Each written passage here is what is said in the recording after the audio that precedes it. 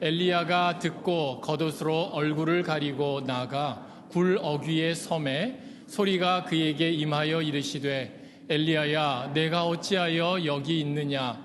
그가 대답하되 내가 만군의 하나님 여호와께 열심히 유별하오니 이는 이스라엘 자손이 주의 언약을 버리고 주의 제단을 헐며 칼로 주의 선지자들을 죽였음이오며 오직 나만 남았거늘 그들이 내 생명을 찾아 빼앗으려 하나이다.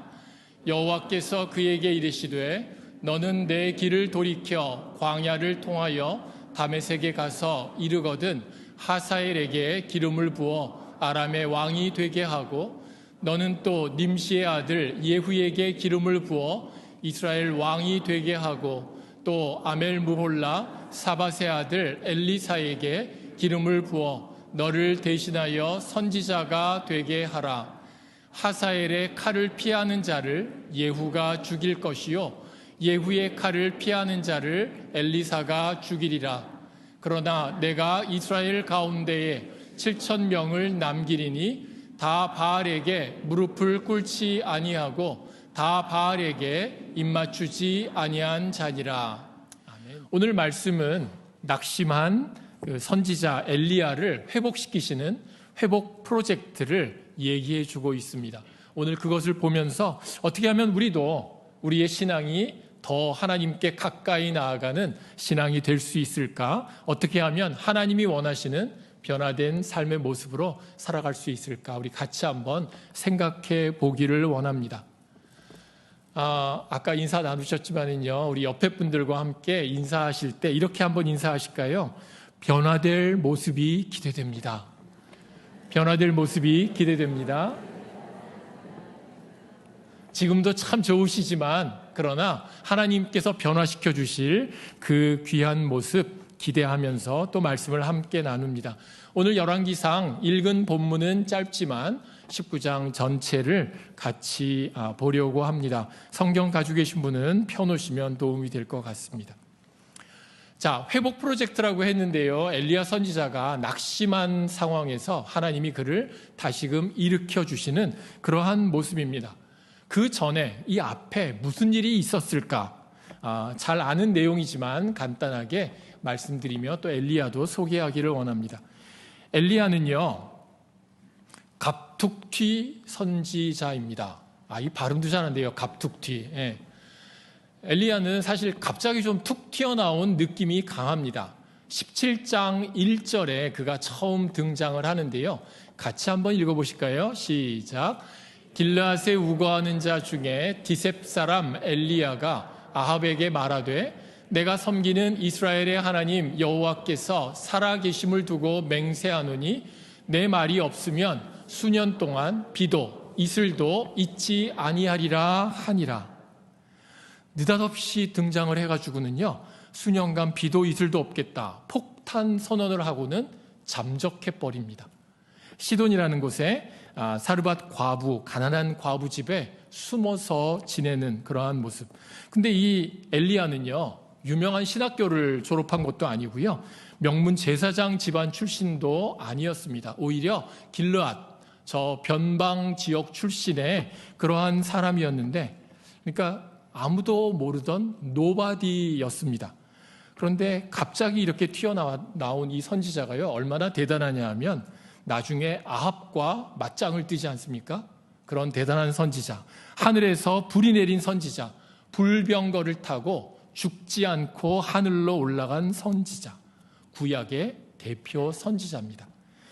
그런 선지자가 갑툭튀라는 게 좀 의아하긴 합니다. 어쨌든 이 충격적인 등장, 그리고 또 갑자기 잠적하고요, 우리가 읽은 19장 앞에 있는 18장에 보면 다시 나타나서 하늘에서 불이 내린 갈멜산 대결을 통해 이방 제사장 850명을 죽이는 그 대선지자의 면모를 보입니다. 그리고 3년간 말라붙었던 마른 하늘에서 기도함으로 폭우가 쏟아지는 그러한 놀라운 기적을 일으켰고요. 그와 함께 하나님이 능력을 주셨습니다. 그 폭우를 뚫고 아합 왕을 실은 마차가 전속력으로 달리는데 그보다 빠르게 앞장서서 이스라엘까지 22km를 해프 마라톤을 전속력으로 달리는 기적을 행한 그러한 선지자입니다. 이렇게 18장에서 갈멜산의 그 열정과 사기가 충천했던 엘리야가요, 19장이 되면 완전히 모습이 바뀝니다. 이세벨, 아합의 부인인데요, 이세벨이 한마디, 내가 너 죽일 거야 라는 그 한마디에 갑자기 그는 낙심하고 남쪽 유다 나라를 통과해서 광야로 도망을 칩니다.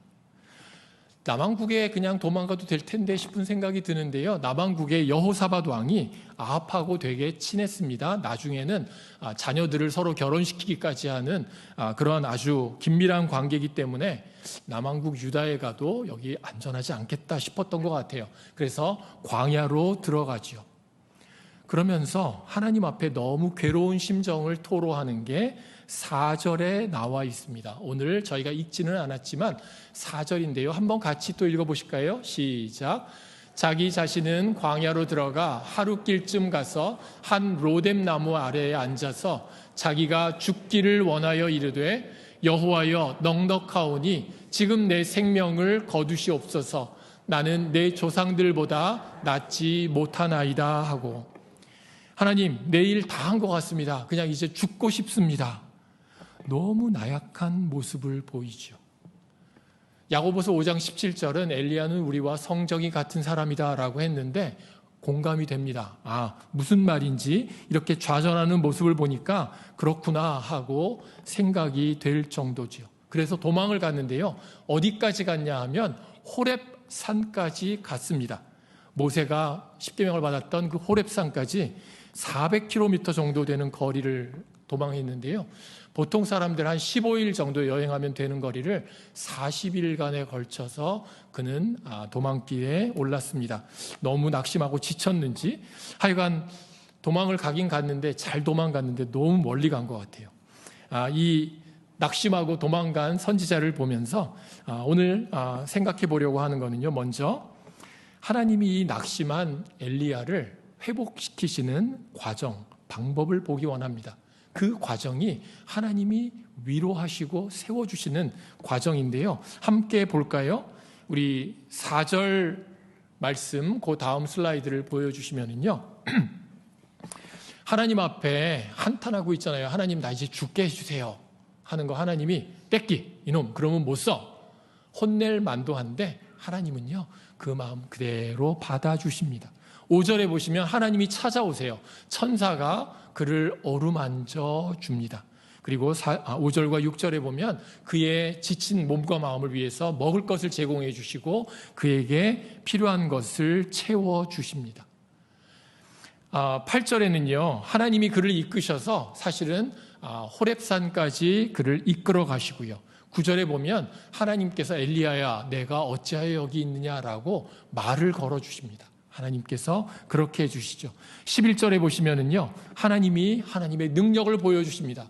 여호와 앞에 그 하나님이 여호와께서 그 엘리야 앞으로 지나가시는데 크고 강한 바람이 일어나고요, 또 지진이 있고 불이 있고 그러한 하나님의 큰 권능을 그에게 보여주십니다. 그리고 12절에 보면 세미한 소리 가운데 그를 만나 주십니다. 그리고 15절, 16절에 보시면은요, 그를 만나셔서 그에게 사명을 주시죠. 일거리를 주십니다.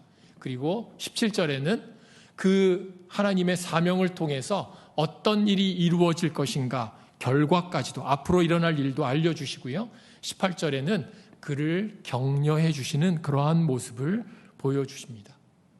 하나님은 이 한 사람 엘리야를 회복시키시기 위해서 그를 받아주시는 것부터 시작해서 하나님은 하나하나 세심하게 그를 회복하는 과정을 이루어 가십니다. 하나님은 공급해 주시죠. 필요한 것을 채워 먹여 주셨습니다. 그를 하나님의 산으로 인도해 주시고 그리고 그에게 용기를 주시는 사명을 주시고 격려해 주심으로 그가 다시 일어날 수 있도록 용기를 주시는 이러한 모든 과정을 하나님께서는 친히 이루어 가시는 것을 볼 수 있습니다. 오늘 우리 제목은 13절에 어찌하여 여기 있느냐라는 제목을 가지고 말씀 제목을 정했는데요. 하나님의 관심, 하나님이 다가오셔서 엘리야에게 말씀하시는 내용입니다. 어찌 여기 있느냐? 하나님이 몰라서 물으셨을까요? 왜 엘리야가 이 호렙까지, 그 먼 곳까지 도망쳐 왔는지 하나님이 그 마음을 모르셔서 물어보셨을까요? 하나님은요, 사실 모르는 게 없으세요. 근데 우리가 성경 읽을 때 좀 이런 것들을 생각하면서 읽으시면 좋을 것 같습니다. 하나님 앞에 범죄한 아담과 하와가 하나님이 나타나시니까 숨어버렸죠. 그때 하나님이 아담아 어디 있느냐? 너무 나무 뒤에 꽁꽁 숨어가지고 하나님이 못 찾으셔서 아담 어디 있어? 하고 물으시는 걸까요? 하나님이 모르실까요? 아닙니다. 아담아 어디 있느냐라고 하신 것은 하나님 내가 잘못했습니다. 내가 죄를 지었습니다. 하나님 용서해 주세요. 하나님과의 그 교제로 나아오라고 초청해 주신 하나님의 손길이었습니다. 아담은 근데 핑계를 대죠. 그 행간의 뜻을 그가 읽지를 못했던 것입니다. 여기도 마찬가지입니다. 하나님이 어찌하여 여기 있느냐라고 말씀하실 때 몰라서 물어보신 건 아닙니다. 그래도 이 어찌하여 여기 있느냐라는 말 자체가요, 어떤 톤으로 얘기하느냐에 따라서 너 왜 여기 있어? 하고 꾸중하시거나 추궁하시거나 혼내시는 것 같은 그런 느낌도 좀 들 수 있죠. 그런데 그렇게 꾸중하는 말은 아닙니다. 아니 오히려 이 말씀은요, 이렇게 받아들이면 좋겠어요. 아담아 여기 있어야 할 사람이 아니야. 너는 여기 있어야 할 사람이 아니야. 어찌하여 여기 있느냐? 너는 여기 있을 사람이 아니야. 하나님께서 엘리야를 안타까운 마음으로 너는 낙심의 자리, 포기의 자리, 그리고 좌절의 자리, 도피의 자리에 있어야 할 사람이 아니다라고 그를 인정하시고 그를 높여주시는 그러한 말씀으로 이해할 수 있으면 참 좋겠습니다. 그렇다고 해서요, 하나님께서 야 네가 가서 좀 대단한 일을 해라, 뭔가 좀 위대한 성취를 좀 해봐라고 그를 막 몰아세우는 그러한 내용은 아닙니다. 하나님이 분명히 엘리야에게 다시금 사명을 주신 것은 맞지만, 그러나 하나님이 야 네가 해야지 하고 그를 막 몰아붙이신 건 아니라는 말씀입니다. 자, 15절과 16절에 하나님이 주신 사명이 있습니다. 세 가지 사명을 주셨는데요.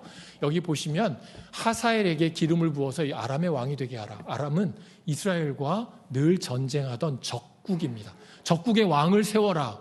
또 님시의 아들 예후에게 기름을 부어서 이스라엘 왕을 삼아라. 이스라엘의 왕을 세우라고 하고요.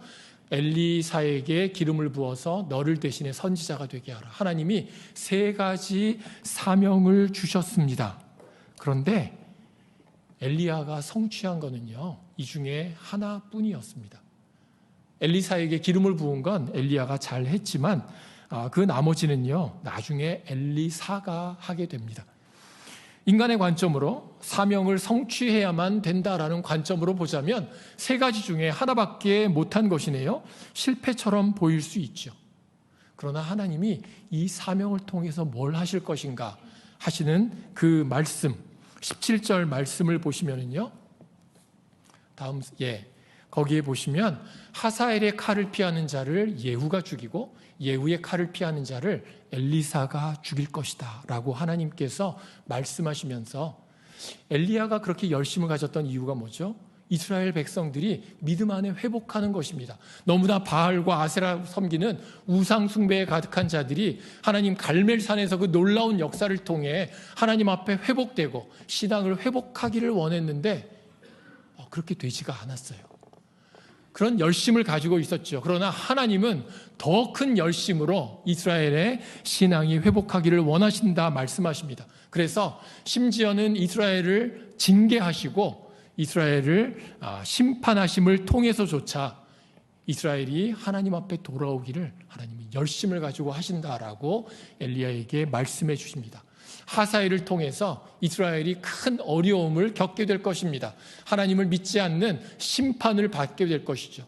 예후는요, 아합 집안을 멸절시킵니다. 하나님을 반역하고 하나님 앞에 온갖 잘못을 한 아합의 집안을 예후가 심판할 것입니다. 그리고 엘리야는 이들이 심판을 통해서라도 하나님을 깨닫고 하나님 앞에 돌아오는 일들을 해 나갈 것이죠. 이러한 사명을 통해 하나님이 일하심을 보여주십니다. 사실 하나님이 다시 맡겨주신 사명도 중요하지만 그 사명을 내 열심으로 내가 힘을 써서 내가 해야 된다라고 말씀하시는 것이 아니고요. 엘리야에게 하나님이 하실 것이다. 하나님을 의지하고 이 일을 해나가라라고 하나님께서 알려주고 계십니다. 10절과 14절에 엘리야가 하나님께 하는 말씀을 보면은요, 내가 만군의 하나님 여호와께 열심히 유별하오니, 14절도 똑같은 말을 하고 있지 않습니까? 하나님 앞에 내 열심히 유별합니다. 유별나다? 뭐 이런 말인가요? 이전 성경에는 특심하다라는 그러한 표현을 썼습니다. 엘리야가 참 열심히 있었습니다. 근데 그 열심이 너무 특심하다 보니까 그 결과나 성과까지도 내가 책임져야 된다라는 그러한 생각을 한 게 아닌가 싶습니다. 너무 무거움을 느낀 것이죠. 너무 짐처럼 느껴졌지요. 하나님은 다시 사명을 맡기면서 이게 네가 이루어야 할 네 책임이 아니고 이건 내가 할 거다. 너는 그냥 같이 하기만 하면 된다. 사실 우리가 내가 해야 된다. 내가 결과까지도 만들어낸다라는 그 중압감 때문에요. 사실 우리가 집착하게 되기도 하고요. 그 일이 잘 되면 어떻습니까? 목이 뻣뻣해지고 내가 잘난 것처럼 내가 한 것처럼 과시하게 되고요. 그 일이 실패로 돌아가면 잘 안 되면 낙심하고 좌절하지요. 마치 내 것인 것처럼 내 어떤 프로젝트인 것처럼. 그래서 그것을 성취하기 위해 성공하기 위해서 때로는 조작하고 싶은 마음도 들고 부정한 방법도 좀 써볼까 하는 유혹도 받게 되는 것입니다. 하나님이 다시금 사명을 맡기실 때 물론 열심히 해야겠죠. 충성스럽게 해야겠죠. 그렇지만은 하나님께서 네가 하기만 하면 하나님이 일하실 것이다 라고 하나님은 말씀하시고 일을 맡겨주시는 것입니다. 그것을 보여주시기 위해서 하나님은요 7,000명을 예비해 놓으셨다라고 말씀하십니다. 우리에게는 도와줄 지원자, 후원자, 지지자가 필요합니다. 그런데 하나님이 이미 넉넉하게 준비해 놓으셨다. 염려하지 말라라고 격려해 주시는 하나님의 모습을 보게 되는 것입니다. 18절 하나님께서 말씀하시는데요. 같이 한번 읽어보실까요? 시작. 그러나 내가 이스라엘 가운데 7,000명을 남기리니 다 바알에게 무릎을 꿇지 아니하고 다 바알에게 입맞추지 아니한 자니라.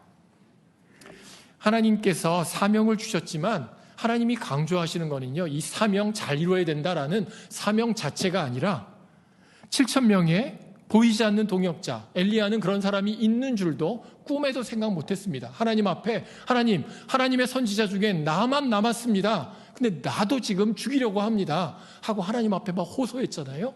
하나님은 7,000명의 사람들 남겨놓으셨다. 하나님은 이런 동역자가 있다, 기도의 사람들이 있다라는 것을 더 강조해서 말씀해 주십니다. 엘리야가 낙심한 가운데에서 회복하게 되는데 하나님이 사명을 주신 것도 참 중요하지만 그러나 함께 할 수 있는 동역자들, 보이지 않지만 그러한 동역자를 주셨다라고 한 것도 크게 작용을 했던 것을 볼 수 있습니다. 이 7,000명이요 성경 그 다음에 어디서 등장하지도 않습니다. 이렇게 많은 사람들이 있으면 엘리야가 이제 다시금 돌아가서 이 사람들을 다 모집을 해서 큰 집회를 열거나 아니면 시위를 하거나 막 그 아합 정권에 막 무장 봉기를 하거나 뭐 이런 일들이 좀 일어나야 될 텐데요. 그게 아무것도 나오지 않습니다. 뭐 개혁을 했다는 소리가 나오지 않습니다. 심지어 어떤 목사님은요, 여기 있는 이 7,000명을 이 사람들이 비겁하고 또 무능력하고 무가치한 바퀴벌레 같은 사람들이다라고 아주 심하게 폄훼하는 그런 경우도 있었는데요. 이스라엘 전체 숫자에 비해서 7,000은 그렇게 많은 숫자는 아니지만 적어도 엘리야에게는 지금 낙심해서 나만 남아 있습니다 하나님 앞에 호소하는 엘리야에게는 와, 이런 동역자들이 있구나. 그가 좌절의 동굴에서 나오는데 큰 역할을 했던 게 분명합니다. 때로는요 있다는 것을 알기만 해도 그 있는 것을, 그런 얘기를 듣기만 해도 우리에게 힘이 되는 그러한 일들이 많이 있지 않습니까? 이 사람들이 누구인지 알 수 있었으면 더 좋았겠지만 그러지 못해 아쉽습니다. 그러나 어쩌면 이 7,000명 하나님이 언급하신 것은요, 엘리야도 몰랐고 우리도 지금 잘 모릅니다. 그게 어떤 사람들인지. 그렇지만은 하나님은 남은 자를 준비하시고 남은 자를 통해서 일하시는 하나님의 비밀, 하나님의 주권의 영역이다. 악이 결코 승리하지 못하게 하나님은 하나님의 방식으로 일하신다라는 하나님의 섭리를 보여주시는 내용이 아닐까 싶습니다. 이렇게 해서 이 엘리야를 하나님 회복시키시지요. 오늘 이 말씀의 핵심, 이 말씀이 아닐까 싶습니다. 동역자가 참 중요합니다. 하나님의 뜻이 이루어지는데 하나님은 우리를 동역자로 세우시기를 원합니다. 동역자, 우리의 마음의 의지가 되고 대단한 역할을 하지 않아도 함께 있다는 것, 함께 손잡고 나아간다는 그것만도 우리에게 큰 힘이 되는 것이죠. 그러한 동역자들이 우리에게 많이 있기를 소원합니다. 여러분들도 하나님, 내게 이 길을 함께 걸어갈 동역자를 허락해 주십시오라고 여러분들 기도하실 때마다 간절하게 기도할 수 있기를 원합니다. 그런데요, 그 기도가 잘 이루어지려면 여러분들 할 수 있는 게 있습니다. 여러분이 다른 사람의 동역자가 되어주는 것입니다. 다른 사람들이 주의 일을 할 때 여러분들 그냥 그 자리에 함께 있어만 주면 됩니다. 여러분들이 동역자가 되어주시면 그 사람에게 큰 힘이 되고 하나님께서 그것을 사용하셔서 하나님의 나라를, 하나님의 뜻을 이루어 가실 것입니다. 우리는 지금 목장 재편성을 하고 있습니다. 9월 달부터 이제 재편성된 목장으로 시작을 할 텐데요. 이제 다음 달이면 대강 윤곽이 잡힐 것입니다. 목장 공동체가 우리 신앙생활에 참 중요합니다. 엘리야가 그때 이스라엘이 신앙 회복을 열망했고 그보다도 하나님이 더 이스라엘의 신앙 회복을 열망하신 것처럼 하나님은 지금도 우리 공동체를 통해, 우리 목장을 통해 이 땅에 하나님 나라가 이루어지는 것을, 하나님 나라의 부흥이 이루어질 것을 간절히 소망하고 계십니다. 그 귀한 부흥을 여러분들이 그냥 여러분들의 자리를 지키고 있는 것만으로도, 누군가의 동역자가 되어주시는 것만으로도 큰 역할을 감당하시는 겁니다. 한 걸음 더 나아갈 수 있다면 하나님이 부르실 때, 하나님의 일에 같이 하자라고 초청하실 때 여러분들 함께 하시면 됩니다. 혹시 이 자리에 2부에 계신 많은 성도님들 중에 아직도 목장 사역에 이렇게 긴밀하게 참여하지 못하시는 분이 계시다면 이번에 좀 용기를 내어보시기를 원합니다. 아유, 갔다가 또 상처나 받으면 어떡하지? 아유, 갔다가 오래 못 있고 또 그냥 나와서 그 사람들한테도 상처를 주면 어떡하지?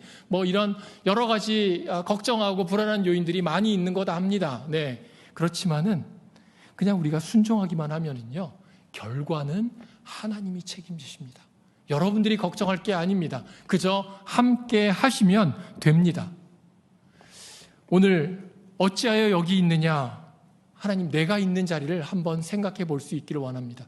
지금 이 자리도 괜찮지만 그러나 하나님이 원하시는 거는요, 엘리야가 낙심의 자리, 좌절의 자리, 그 도피한 자리에서 다시금 하나님의 사명의 자리로, 동역의 자리로 나아가도록 부르신 것처럼 하나님은 우리가 그냥 여기 있기를 원치 않으십니다. 지금보다 한 걸음 더 하나님이 기뻐하시는 그러한 모습으로 나아가기를 원하십니다. 그것을 위해서 우리가 서로 손잡아주는 귀한 동역자가 필요하고요. 여러분들이 동역자가 되어주시기를 원합니다. 엘리야를 보시면서 오늘 우리가 그러한 하나님의 모습을 볼 수 있기를 원합니다. 자, 어찌하여 여기 있느냐 물으시면서 다가오시는 하나님은요, 어떤 하나님이신가요? 1번 같이 읽어보실까요? 시작. 추궁하지 않으시는 하나님. 하나님은 너 왜 거기 있냐? 너 잘못하고 있다라고 꾸짖으시는 하나님이 아니십니다. 하나님은 추궁하시지 않고요, 하나님의 마음을 가지고 이끌기를 원하세요. 포기하지 않으십니다. 2번 읽어보실까요? 시작. 공급하시고 인도하시고 용기 주셔서 다시 사명의 자리로 초청하시는 하나님. 이런 하나님이십니다. 엘리야가 낙심했을 때 그를 공급해 주셨고 인도해 주셨고 또 그를 용기 주셔서 다시금 사명의 자리로 오게 하신 주님, 우리도 그렇게 해 주실 것 믿습니다.